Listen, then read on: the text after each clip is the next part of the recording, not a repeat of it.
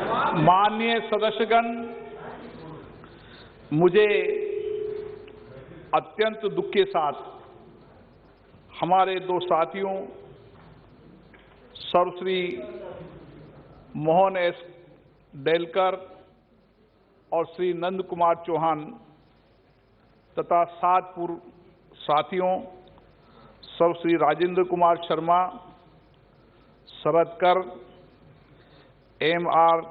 कादमपुर, Janardhanan, M. दिविकन, Mahavir Bhagora, captain Satish Sharma और D. Pandian के निधन के संबंध में सभा को सूचित करना है। श्री मोहन एस डेलकर वर्तमान लोकसभा के सदस्य थे। 9वीं, 10वीं, 11वीं, 12वीं, 13वीं तथा 14वीं लोकसभा के सदस्य थे। उन्होंने दादरा और नागर हवेली तथा दमन और दीव संघ राज्य क्षेत्र के दादरा और नागर हवेली संसदीय निर्वाचन क्षेत्र का प्रतिनिधित्व किया। श्री डेलकर विभिन्न संसदीय समितियों के सदस्य रहे। एक सक्रिय सामाजिक और राजनीतिक नेता श्री डेलकर ने दादरा और नागर हवेली के निवासियों के उत्थान के लिए लगातार काम किया। श्री मोहन एस डेलकर का निधन 22 फरवरी 2021 को मुंबई में 58 वर्ष की आयु में हुआ। श्री नंद कुमार सिंह चौहान वर्तमान लोकसभा के सदस्य थे। वह 11वीं, 12वीं, 13वीं, 14वीं और 16वीं लोकसभा के सदस्य रहे, जिन्होंने मध्य प्रदेश के खंडवा संसदीय निर्वाचन क्षेत्र का प्रतिनिधित्व किया। इससे पहले श्री चौहान 1985 से 1996 तक मध्य प्रदेश विधानसभा के सदस्य रहे। एक योग्य सांसद श्री चौहान विभिन्न संसदीय समिति के सदस्य रहे। श्री नंद कुमार सिंह चौहान का निधन 68 वर्ष की आयु में 2 मार्च 2021 को गुरुग्राम में हुआ। श्री राजेंद्र कुमार शर्मा 6ठी एवं 10वीं लोकसभा के सदस्य थे, जिन्होंने उत्तर प्रदेश के रामपुर संसदीय निर्वाचन क्षेत्र का प्रतिनिधित्व किया।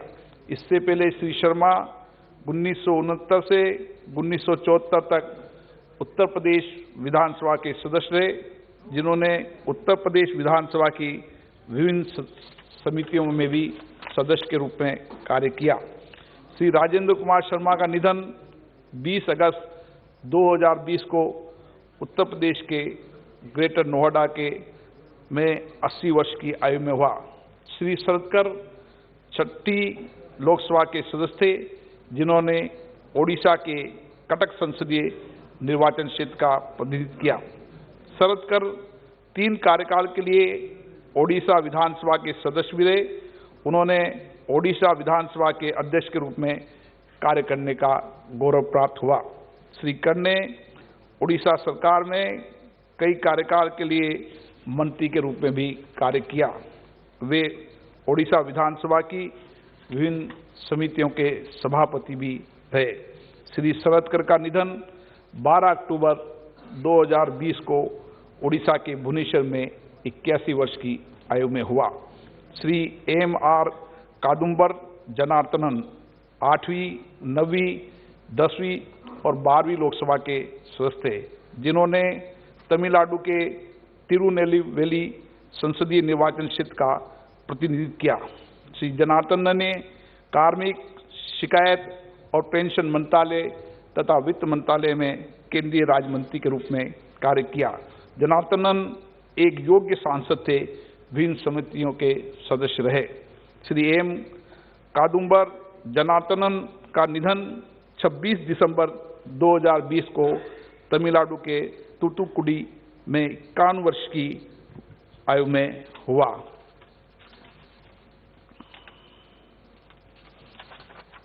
श्री M. दिविकन 4थी और 5वीं लोकसभा के सदस्य थे, जिन्होंने तमिलनाडु के कल्लाकुर्ची संसदीय निर्वाचन क्षेत्र का प्रतिनिधित्व किया। श्री M. दिविकन का निधन 11 जनवरी 2020 को 86 वर्ष की आयु में तमिलनाडु के चेन्नई में हुआ। श्री महावीर भगोरा राजस्थान के तत्कालीन सलुम्बर संसदीय निर्वाचन क्षेत्र का चौथी लोकसभा में सदस्य रहे। इससे पहले श्री भगोरा 1993 से 1998 तक राजस्थान के विधानसभा के सदस्य भी रहे। श्री महावीर भगोरा का निधन 16 जनवरी 2021 को 73 वर्ष की आयु में राजस्थान में उदयपुर में हुआ। कैप्टन सतीश शर्मा 10वीं 11वीं लोकसभा में उत्तर प्रदेश के अमेठी संसदीय निर्वाचन क्षेत्र का प्रतिनिधित्व किया। 13वीं लोकसभा में उत्तर प्रदेश के रायबरेली संसदीय निर्वाचन क्षेत्र का प्रतिनिधित्व किया। इससे पहले कैप्टन शर्मा 3 कार्यकाल तक राज्यसभा के सदस्य रहे। कैप्टन सतीश शर्मा ने 1993 से 1996 तक पेट्रोलियम प्राकृतिक गैस मंत्रालय में केंद्रीय मंत्री के रूप में भी कार्य किया। कैप्टन सतीश शर्मा का 73 साल की आयु में 17 फरवरी 2021 को गोवा में निधन हो गया। श्री डी पंडियन 9वीं और 10वीं लोकसभा के सदस्य थे, जिन्होंने तमिलनाडु के तत्कालीन मद्रास उत्तर संसदीय निर्वाचन क्षेत्र का प्रतिनिधित्व किया। श्री डी पंडियन का निधन 26 फरवरी 2021 को चेन्नई में 88 वर्ष की आयु में हुआ। ये सभा अपने साथियों और पूर्व साथियों के निधन पर गहरा शोक व्यक्त करती है और शोक संतप्त परिवार के प्रति अपनी संवेदना व्यक्त करती है। अब ये सभा दिवंगत आत्माओं के सम्मान में थोड़ी देर मौन रहेगी।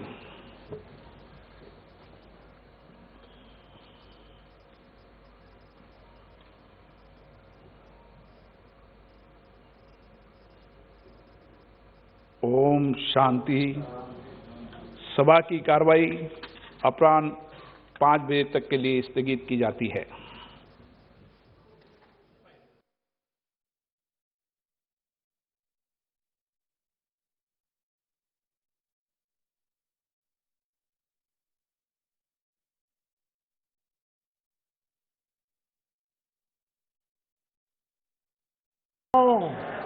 माननीय अध्यक्ष जी,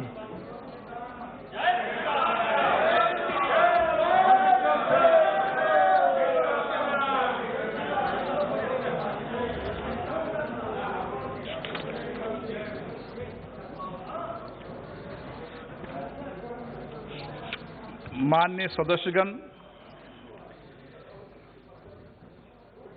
जैसा कि आप जानते हैं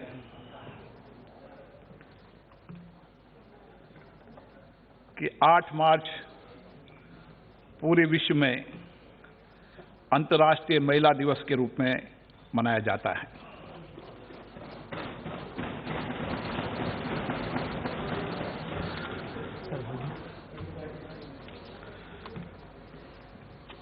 मैं इस अवसर पर हमारी महिला सांसद के साथ साथ देश विदेश की सभी महिलाओं को हार्दिक बधाई और शुभकामनाएं देता हूं। आज का दिन महिलाओं की उपलब्धियों, उनके उत्कृष्ट कार्यों का उत्सव मनाने का पर्व है। आज का दिन महिलाओं ने विभिन्न क्षेत्रों में जो कीर्तिमान स्थापित किए, उन्हें याद करने का दिन है। मैं सदन की ओर से भारत और विश्व की महिलाओं के द्वारा समाज, देश और समस्त मानवता के प्रति की गई उनकी निस्वार्थ सेवा के लिए आभार व्यक्त करता हूं और उन्हें अंतर्राष्ट्रीय महिला दिवस की पुनः शुभकामनाएं देता हूं। मुझे सभा को सूचित करना है कि मुझे राष्ट्रपति जी से 17 फरवरी 2021 को निम्नलिखित संदेश प्राप्त हुआ है। 29 जनवरी 2021 को दोनों सदनों की समवेत बैठक में मेरे द्वारा दिए गए अभिभाषण भाषण के लिए लोकसभा के सदस्यों का धन्यवाद ज्ञापन मुझे प्राप्त हुआ है। माननीय सदस्यगण, लोकसभा की बैठक 9 मार्च 2021 से अपराह्न 4 बजे की बजाय पूर्व 11 बजे से होगी। माननीय सदस्य लोकसभा दीर्घाओं में भी बैठ सकेंगे। मुझे पेट्रोलियम उत्पादकों की कीमतों की वृद्धि के संबंध में कई मान्य सदस्यों से स्थगन प्रस्ताव की सूचनाएं प्राप्त हुई है। ये विषय एक महत्वपूर्ण है, परंतु मेरा सुझाव है कि मान्य सदस्यगण वित्त विधेयक पर चर्चा के दौरान इस विषय पर अपने विचार सदन के समक्ष रख सकते हैं। मैं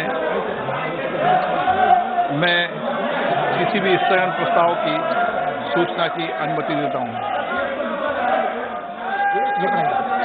एक दिन सभा पटल पे पत्र रख दें। सभा पटल पर रखे जाने वाले पत्र, आप वरिष्ठ सदस्य हैं, जब सभा पटल पे पत्र रखते हैं, जब उसके बाद बोलते हैं सभा पटल पर रखे जाने वाले पत्र 3 से 5 श्री अर्जुन मेघवाल जी। धन्यवाद अध्यक्ष जी। मैं आपकी अनुमति से क्रम संख्या 3 से 5 पर अंकित दस्तावेज 2 श्री धर्मेंद्र प्रधान जी के नाम पर और श्री अनुराग जी ठाकुर के नाम पर और श्री प्रताप चंद्र सारंगी के नाम पर अंकित है, उनको आपकी अनुमति से सदन के पटल पर रखता हूं। धन्यवाद। Item number 6, doctor Sakshi Maharaj. धन्यवाद अध्यक्ष जी। महोदय, मैं आज की कार्यसूची में क्रम संख्या 6 पर मेरे नाम के सामने यथा सूचीबद्ध विज्ञान तथा प्रौद्योगिकी, पर्यावरण, वन और जलवायु परिवर्तन संबंधी स्थायी समिति के 241 में, 341 में, 342 में, 343 में, 344 में, 345 में, 346 में और 347 में प्रतिवेदनों की एक प्रति सभा पटल पर रखता हूं।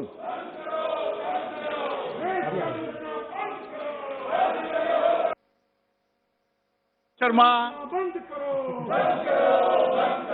Sir, I beg to lay on the table the following reports, Hindi and English version of the Standing Committee on Health and Family Welfare.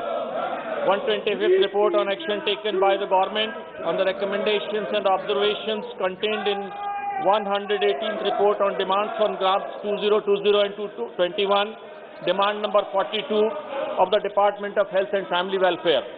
126th report on demands for grants 2021-22, demand number 44 of the Department of Health and Family Welfare, Ministry of Health and Family Welfare. 127th report on demands for grants for 2021-22, demand number 45 of the Department of Health, Research, Ministry of Health and Family Welfare. Shrimati Anupriya Patel.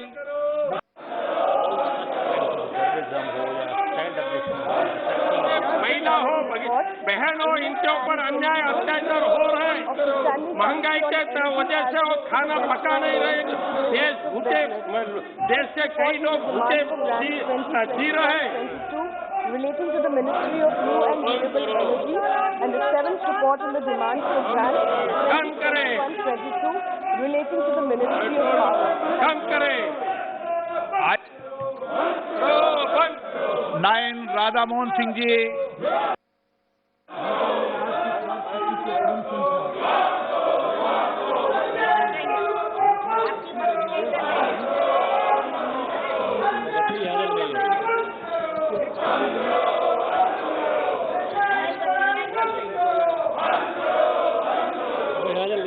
महोदय, मैं आज की कार्यसूची के क्रम संख्या 9 में मेरे नाम के सामने यथा सूचीबद्ध रेल संबंधी स्थायी समिति के प्रतिवेदनों को सभा पटल पर रखता हूं। Number 11 doctor Sanjay Jaiswal. धन्यवाद अध्यक्ष महोदय।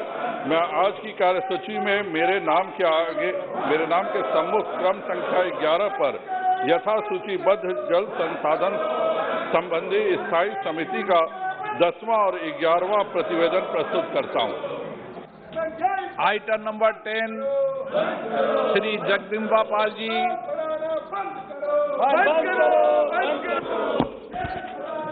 Sir, I rise to present the 5th report on demands for grants 2021 and 22 of Ministry of Housing and Urban Affairs, Hindi and English version of the Standing Committee on Urban Development listed against my name in today's list of business. Thank you. Item number 12, Shri Anurag Singh Thakur. Honorable Speaker, sir. Honorable Speaker, sir. With your kind permission, on behalf of my senior colleague, Srimati Nirmala Sitharaman ji, I rise to make the following statement regarding the status of implementation of the recommendations contained in the second report of the Standing Committee on Finance on demand for grants for the year 2019-20 pertaining to the Department of Revenue, Ministry of Finance. The status of implementation of recommendations contained in the 8th report of the Standing Committee on Finance on demand for grants 2020-2021 pertaining to the Department of Revenue, Ministry of Finance. Item number 13, माननीय सदस्यगण, आज अंतर्राष्ट्रीय महिला दिवस है। आज सदन में महिला सशक्तिकरण के विषय पर अपने ध्यान आकर्षण पर चर्चा करना चाहती है और सारे देश नहीं पूरे विश्व में अंतर्राष्ट्रीय महिला दिवस मनाया जा रहा है। मेरा आप सबसे आग्रह है कि आज ये सदन महिलाओं को समर्पित हो ताकि सदन आसन पर भी महिला संचालित करे और महिला अपने विषय पर और देश के अन्य विषयों पर चर्चा करे।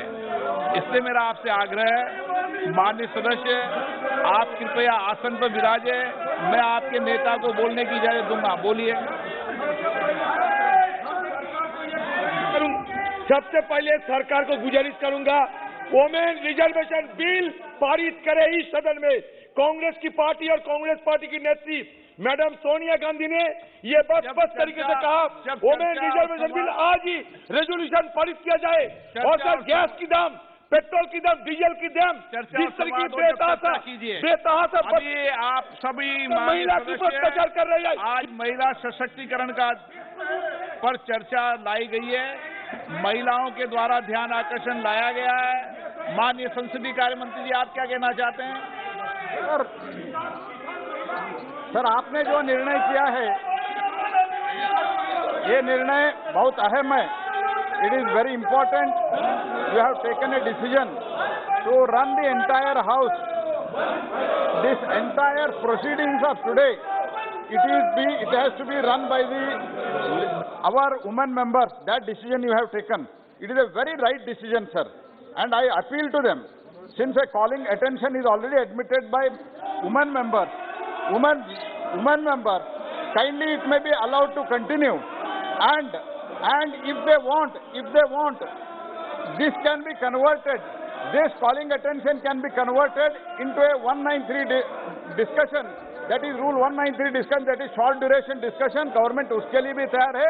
वुमेन एम्पावरमेंट के बारे में अभी चर्चा है, इसीलिए और सभी अभी महिला को आपने समर्पित किया है। सारे दुनिया में आज महिला दिवस मना रहे हैं, इसलिए हम इस सदन में भी महिला को इज्जत देंगे और महिला सशक्तिकरण के बारे में चर्चा करेंगे। पूरा चर्चा होने दो, रात तक चर्चा चलने दो, हमको कोई इतराज नहीं है। इसलिए आपने जो निर्णय किया वो सराहना करते हुए, मैं आपको अभिनंदन करते हुए, मैं सभी महिलाओं को भी मैं निवेदन करता हूं, कृपया आप चर्चा में, सभी पार्टी का चर्चा में भाग ले। जो कुछ भी विषय रखना है कृपया रखो, और हम चर्चा के लिए तैयार है। शॉर्ट ड्यूरेशन के लिए भी हम तैयार है। श्री हसमीरत कौर जी, आप कुछ बोलना चाहते हैं? आप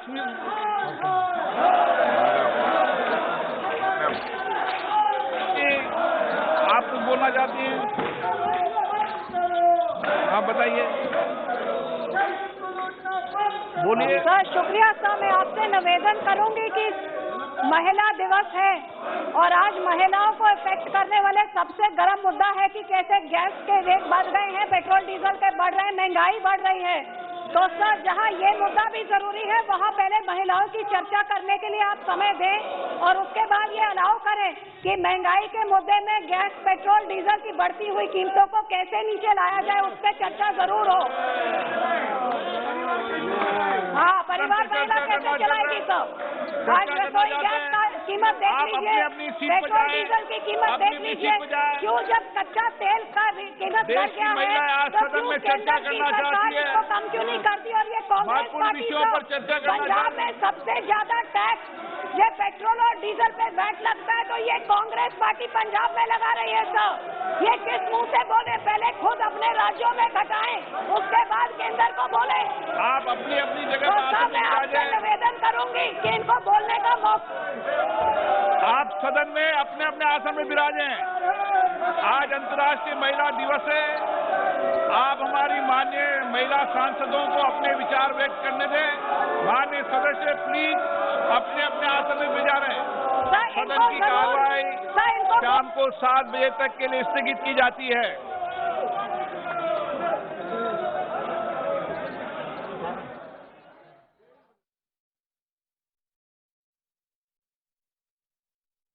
माननीय सभापति महोदया जी,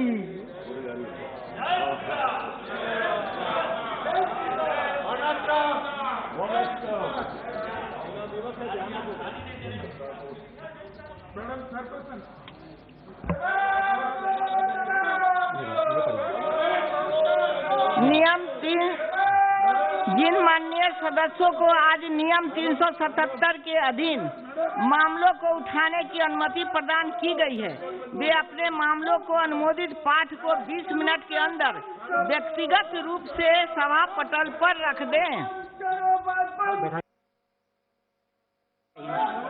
प्लीज बढ़ जाइए।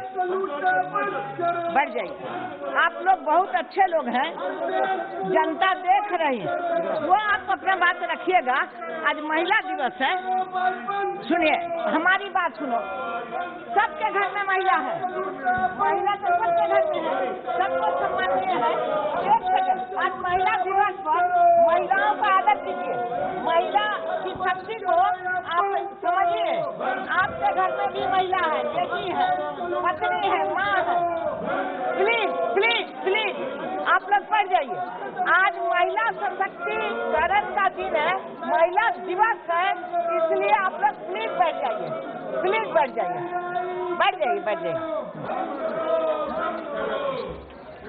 माननीय सदस्यगण थोड़ा सा ध्यान दीजिए। नहीं कर रहे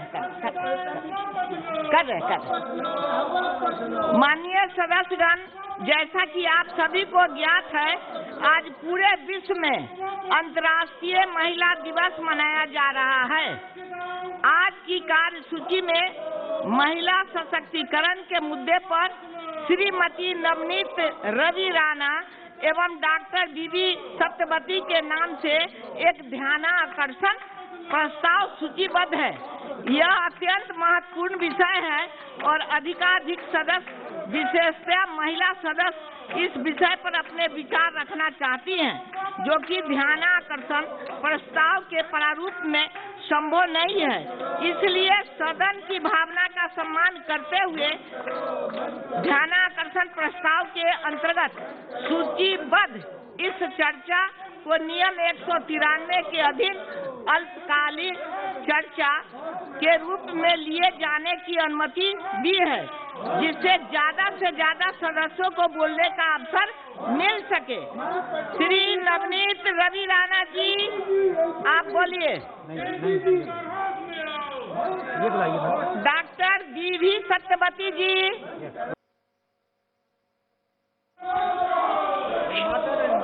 Honorable Chairperson, at the outset I would like to thank you for giving me an opportunity to initiate a discussion on the occasion of International Women's Day. Chairperson ji, I am also thankful to our Honorable Chief Minister, Sri Y.S. Jagan Mohan Reddy Garu, for taking special efforts to ensure that from our YSR Congress Party, 4 women MPs are present in this August House, and I consider myself extremely fortunate to be in one among the 4 women MPs. Petroleum prices Honorable Chairperson, when I rise today to speak on the occasion of International Women's Day, I start by reiterating the words of the founding father and the architect of our constitution, Dr. Baba Saheb Bhimrao Ambedkar ji, who once said, and I quote in his words, I measure the progress of a community by the degree of progress which women have achieved. Therefore, Chairperson Madam, I urge the entire House and the government to focus on the empowerment of women and to realize the true potential of Indian women, which as per ancient Indian traditions were equated with the Almighty or the Brahma, as is visible in the famous sloka of Atharvana Veda, Strihi Brahma Bahuvit. So today, Chairperson Madam, as one among the representative of the 78 women members of this Lok Sabha, I feel honored to share my thoughts and initiate this discussion. Madam, I would also like to share that by profession, I am a gynecologist and I always see the discrimination towards men on first hand. This is most evident at the time of pregnancy and delivery.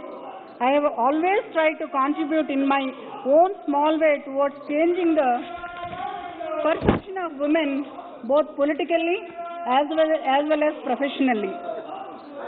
Honorable Chairperson, I wish to emphatically tell that let this be an occasion to remind ourselves that we have been privileged to come this far, and let us take this opportunity to reaffirm and pledge ourselves to ensure that irrespective of our political differences, we need to work hard in helping young girls in schools, colleges, etc.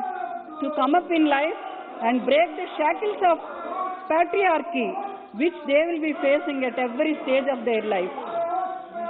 Honorable Chairperson, in this regard, I would like to applaud the efforts of the central government that come to range from opening of Jan Dhan accounts for over 22 crore women by giving soft loans, for over 22 crore women by giving soft loans to them under Mudra Yojana, and from launching of Beti Bachao, Beti Padhao, and initiative to granting permanent commission to women in the armed forces.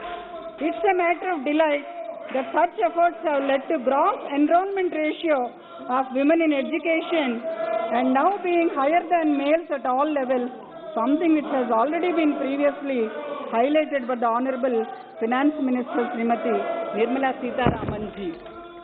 And also, Chairperson, I would like to highlight some of the key measures taken by the government of Andhra Pradesh under the dynamic leadership of our Chief Minister Sri Y.S. Jagan Mohan Reddy Garu.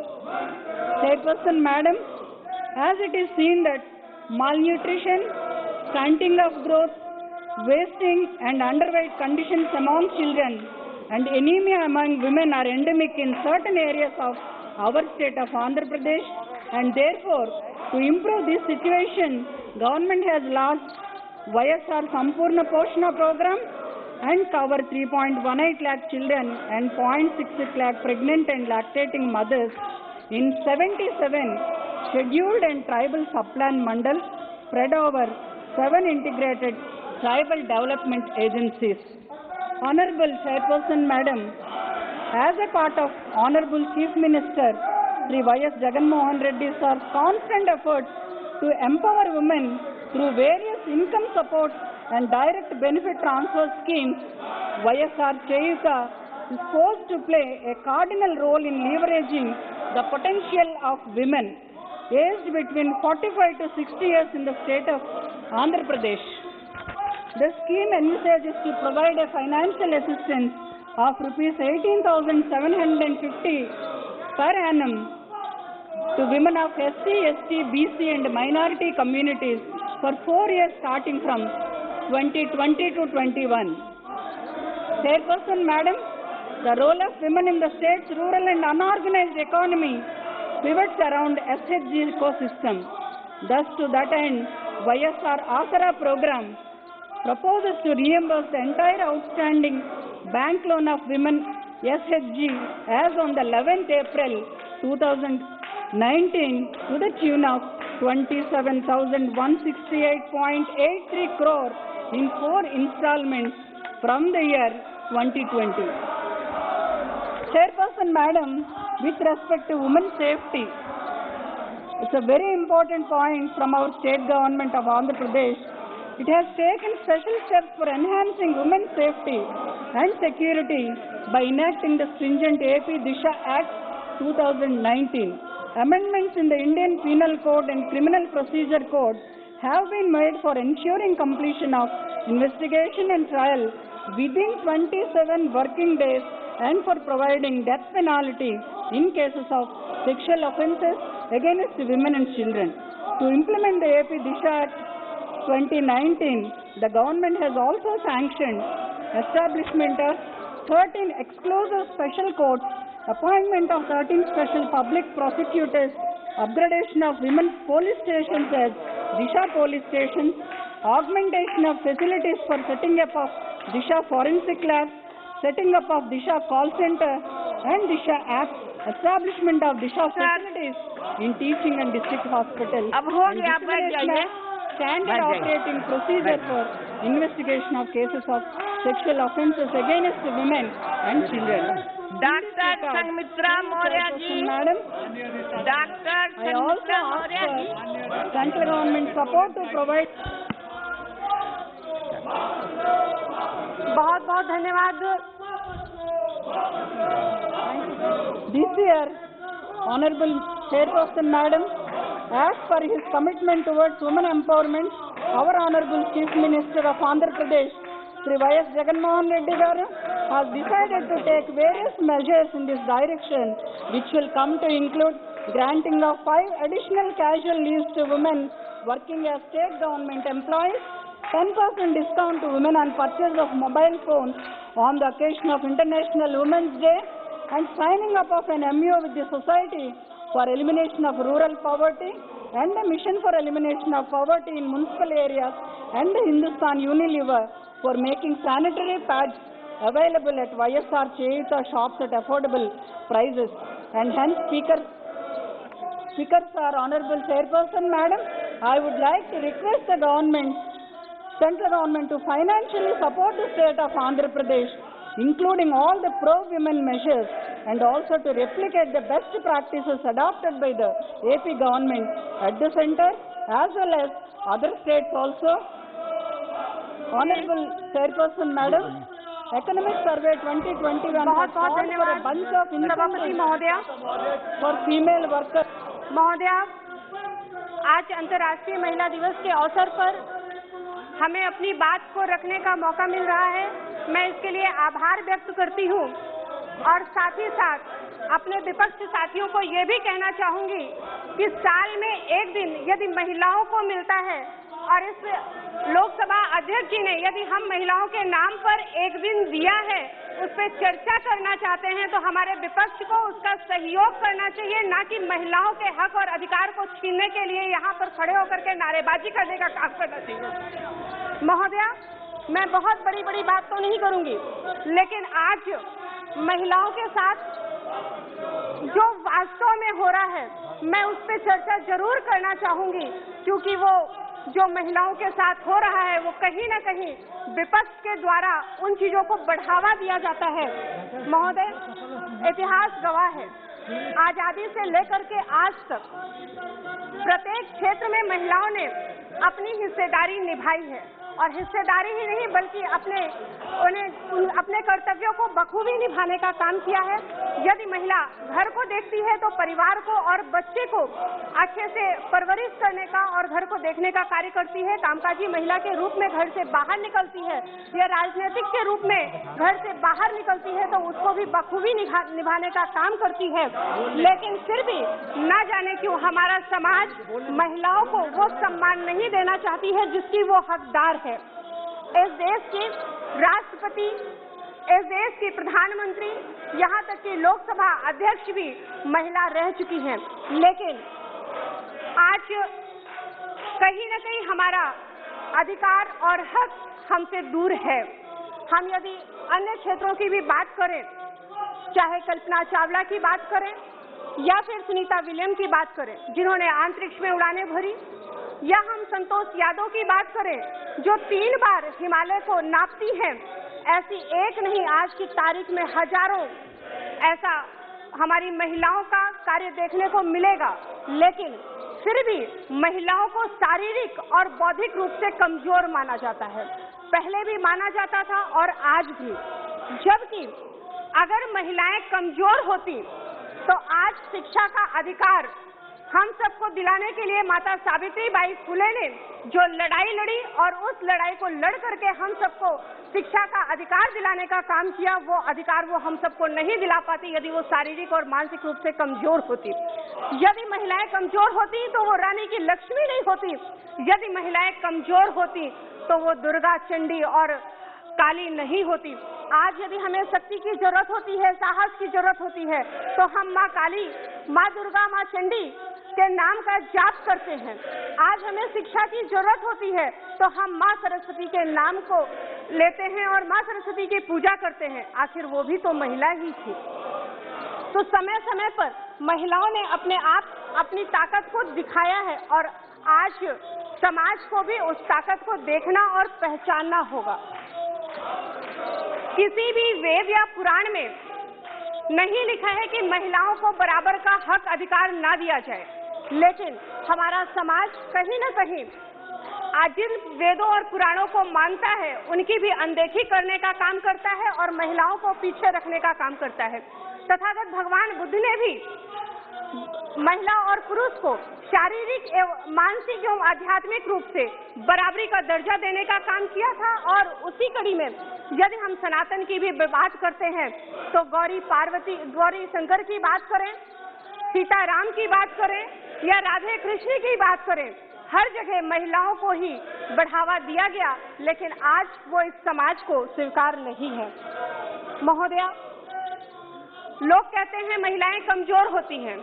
यदि महिलाएं कमजोर होती तो महिलाओं के द्वारा पुरुष की जो उत्पत्ति होती है वो उत्पत्ति का अधिकार महिलाओं को नहीं बल्कि पुरुष को दिया गया होता। आज महिलाएं जननी हैं और उसी जननी को कमजोर का दर्जा दिया जा रहा है। बेटियों को पढ़ाने के लिए रोका जाता है। आज हमारी सरकार चाहे प्रदेश में हो, उत्तर प्रदेश में, चाहे भारत में, आदरणीय मोदी जी के नेतृत्व में जिस तरह से बेटी बचाओ बेटी पढ़ाओ या मिशन शक्ति जैसे कार्यों के अभियानों के माध्यम से महिलाओं को, बच्चों को आगे बढ़ाने का कार्य किया जा रहा है। चाहे महिलाओं के मान सम्मान की बात यदि हम करें तो शौचालय सुलभ स्वच्छ भारत अभियान के तहत इज्जत घर देने का काम किया गया हो, या तमाम ऐसी योजनाओं के माध्यम से यदि आज हमारी सरकार महिलाओं को आगे ले जाने का काम कर रही है। महोदया, मैं समय चाहूंगी, एक ही दिन मिला है, भले ही 3 घंटे के बजाय 6 घंटे चले, लेकिन समय हम सबको मिलना चाहिए। महोदया, आज हम बेटियों की हालत वो है, कहीं हम जन्म से पहले मार दिए जाते हैं तो कहीं जन्म के बाद, या कहीं जन्म तो हम लेते हैं लेकिन बैठ जाओ। श्रीमती Shatabdi Roy. Thank you madam. Madam, आज 8 मार्च है, नारी दिवस। लेकिन इस 8 मार्च को नारी दिवस सुन के खुश हूँ या ना खुश हूँ ये सोच में नहीं आते। मैं ये सोचती हूँ आज क्या सिर्फ फेसबुक में हजारों लाइक डाले, हजारों ट्विटर में छापे, व्हाट्सएप करे इस बात पे जो नारी माँ दुर्गा है। इससे अच्छा ये है कि आज नारी को माँ दुर्गा नहीं कह के माँ को जाके कहे, माँ जिंदगी भर बहुत सह लिया है, बहुत सफर किया है हम लोग के लिए, आज तो तुम खड़े हो जाओ। ऐसा नहीं कहे जो चलो आज बीबी को जाके बेटा को बोलूं जे एक फूल दे के हैप्पी वुमेन्स डे नहीं कहे, लेकिन हर दिन एक चाय के प्याला सुबह लेके बीबी को बोले और 10 मिनट ज्यादा रेस्ट ले लो। मैं ये सोचती हूँ आज बेटी को क्या सिखाऊं, ऐसा जो चलो अच्छी बेटी बनो क्योंकि ससुराल जाके सब कुछ चुपचाप सहना है, ये बताओ या ये बताओ नहीं, सच बताना, हर जगह पे सही काम करना, तब अच्छे बहू नहीं अच्छे इंसान बनोगे। देखिए, जब मैं सरकार का दोष नहीं देती हूँ, जब बेटी बचाओ बेटी पढ़ाओ सुनती हूँ, सरकार के लिए नहीं, मैं बोलती हूँ सोसाइटी के लिए सरकार ऐसा बना रहे। लेकिन जब ये सुनती हूँ तब मुझे लगता है कोई एनिमल्स को बचाने के लिए बोलते, कभी बोलते हैं पेड़ बचाओ तो क्लाइमेट चेंज हो जाएंगे, ऐसा ही बेटी को बचाओ बेटी को पढ़ाओ। क्यों ये स्लोगन देना पड़ता है? क्योंकि सोसाइटी अभी भी चेंज नहीं हुआ। मैं ये कहना चाहती हूँ मैडम, जो हम लोग अभी भी जो MP है, जो डॉक्टर है, वो सोसाइटी में 2%, बाकी जो है गांव में अभी भी टॉर्चर होते, उसको GDP 4 से 2 पॉइंट में आए कि 4 से 8 पॉइंट में गया, उसमें कुछ लेना देना नहीं है। वो सोचते मेरी बेटी आयशा बन के साबरमती में आत्महत्या ना करे। जो आप TDS लगाते हैं उसके साथ उनको कुछ लेना नहीं है। वो सोचते हैं मेरा बेटा या बेटी पढ़ाई के बाद अच्छा नौकरी मिले। जब आप बोलेंगे जो सर्जिकल स्ट्राइक बोलेंगे किस देश में क्या करे, उस लोगों को कुछ लेना देना नहीं है।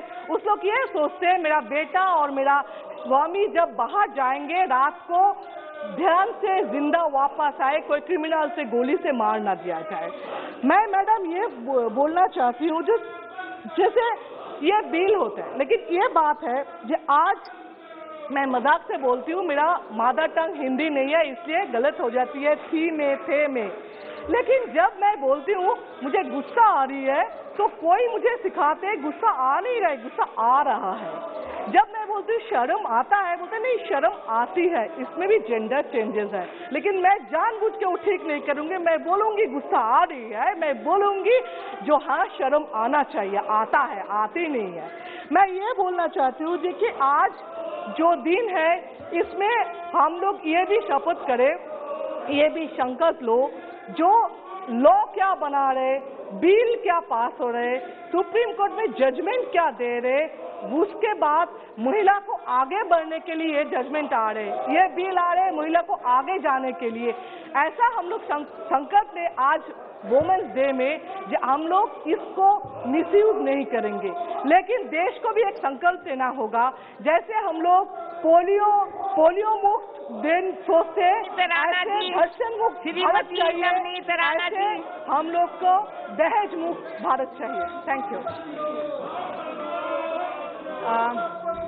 सदन का बहुत बहुत धन्यवाद करती हूँ। I actually call the attention of the minister women and child development and thank you so much Smriti Irani जी।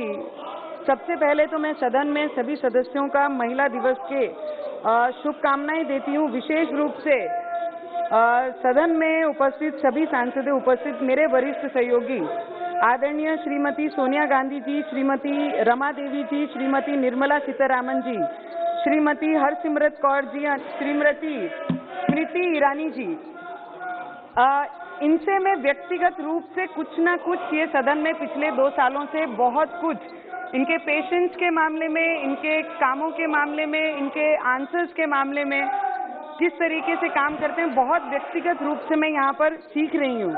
हम देश समाज हैं जहाँ रानी लक्ष्मीबाई, झांसी की रानी पद्मावती दुनिया के सबसे बड़े देश हमें लोगों को सिखाती हैं। स्वतंत्र संग्राम के दौरान, उसके बाद कस्तूरबा गांधी, सरोजिनी नायडू, पायलट लक्ष्मी सहगल और श्रीमती इंदिरा गांधी जी, बहादुरी हम आज तक प्रेरणा देती है श्रीमती सिंधुताई सपकाल, आदरणीय प्रतिभाताई पाटिल जो पहली महिला राष्ट्रपति हमारे देश की बनी है, और वो जिस क्षेत्र से बिलोंग करती है वो क्षेत्र से मैं आज रिप्रेजेंट कर रही हूँ, वो क्षेत्र, वो ऐसी पहली राष्ट्रपति हमारे देश में महिला बनी, उसका गर्व है।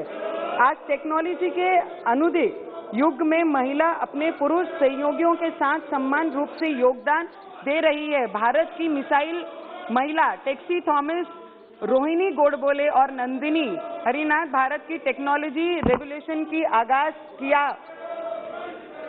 मेरे राज्य में मैडम मैं शुरुआत करना था, मैं मिस हो गई, तो मुझे 2 मिनट ज़्यादा दिए जाएं, बिकॉज बहुत इम्पोर्टेंट ये है। मेरे राज्य में की हर महिला माँ जिजाऊ के से प्रेरणा लेती है, जिनके अपने बेटे छत्रपति शिवाजी महाराज राजा आमचे महाराष्ट्रामध्ये एक म्हण आहे की राजा कसा असावा, राजा छत्रपती शिवाजी महाराज सारखा असावा, असे प्रेरणा देणारे आमची आई जिजाऊ मेरे विदर्भ क्षेत्र से ताराबाई शिंदे को पहली महिलावादी माना गया था, जिन्होंने महिलाओं के अधिकारों के लिए आवाज उठाई। मुझे गर्व है कि मैं उस राज्य से ताल्लुक रखती हूँ जहाँ सावित्रीबाई फुले ने महिला शिक्षा की पहली शुरुआत न्यू पूना के एक स्कूल में से शुरुआत की, जहाँ पे महिला अपने शिक्षण की शुरुआत करती हैं। ऐसी हमारी सावित्रीबाई फुले, डॉक्टर बाबा साहेब अम्बेडकर के जीवन में सभी जानते हैं कि रमाई का क्या योगदान था। मदर टेरेसा, अहिल्या देवी होळकर, महिला दिवस महिला उपलक्ष्यों में आज मनाया जाता है और उनकी अच्छी चीजें और उन पे काम करने का दिन आज का रहता है। मैं सभी ऑपोजिशन वालों से रिक्वेस्ट करूंगी कि महिला पहली बार 78 महिला सांसद ये हाउस में आए हैं, तो हम लोगों को मौका देना चाहिए अपने विषय यहाँ पर रखने के लिए, बात करने के लिए। मुझे लगता है ये चीजें, ये हल्ला हम और कोई दिन कर सकते हैं, पर आज महिला दिवस पे ये करना योग्य नहीं है। मैं आपको एक उदाहरण, आई seek the attention of Smriti Irani ji, the minister. I'll tell you one story of mine कि सब बोलते हैं कि भ्रूण हत्या रोकनी चाहिए। मुझे लगता है ये सदन में 2014 में जब से ये सरकार आई है तब से इस पे काम किया गया है, भ्रूण हत्या पे रोक लाई गई है। ये मिनिस्ट्री ने इस पे काम शुरू किया है, बेटी बचाओ बेटी पढ़ाओ। पर I tell you my experience, सभी सांसद यहाँ पर उपस्थित हैं, कि I am a girl who is actually unwanted girl in a family. मैं ऐसी एक गर्ल बेबी चाइल्ड हूँ कि मेरे घर में, मेरे परिवार में दूसरी बेटी का स्वागत कभी हुआ ही नहीं। पहले ही हॉस्पिटल गए, डॉक्टर ना मिलने के कारण, मैडम बहुत इंपॉर्टेंट है, बहुत इमोशनली इस सब्जेक्ट के साथ जुड़े हैं। दूसरी पहली बेटी का स्वागत बहुत अच्छे से किया गया, पर जब दूसरा बच्चा रहा तो तब ये डर था कि बेटी ना हो करके हॉस्पिटल जाना है, बच्चा ही नहीं चाहिए। अगर बेटी हुई तो क्या करेंगे, दो बेटी को घर में रखकर कैसे क्या करेंगे मैडम। तो नसीब अच्छी थी कि ना डॉक्टर मिला ना उस पे कुछ हुआ, करके आज आप लोगों के सामने मैं खड़ी हूँ। और आई एम अ प्राउड आज daughter in law, I am a proud daughter, I am a proud, my kids are proud of mother. मुझे लगता है कि मेरी जैसी बहुत सारी ऐसी लड़कियां हैं जिनको गर्भ में ही हम समाप्त कर देते हैं। आज भी ऐसी सोच के विचार के लोग इस भारत देश में रहते हैं कि जिनको लड़कियों के आने से दुख और बोझ समझता है। ऐसे ही हमारे आदरणीय शरद पवार साहब, जिन्होंने महाराष्ट्र में एक सबसे बड़ा उदाहरण अपने द्वारा दिया है कि उन्होंने एक बेटी के ऊपर संतुष्ट मानते हुए पूरे देश में पॉलिटिकली लोगों को एक संदेश, सामाजिक संदेश दिया है। ऐसे हमारे आदरणीय पवार साहब, मुझे लगता है 2 मिनट और दे देना चाहिए। मुझे खुशी है कि श्री नरेंद्र मोदी जी की सरकार ने पहली सशक्तिकरण के लिए अच्छे प्रयास।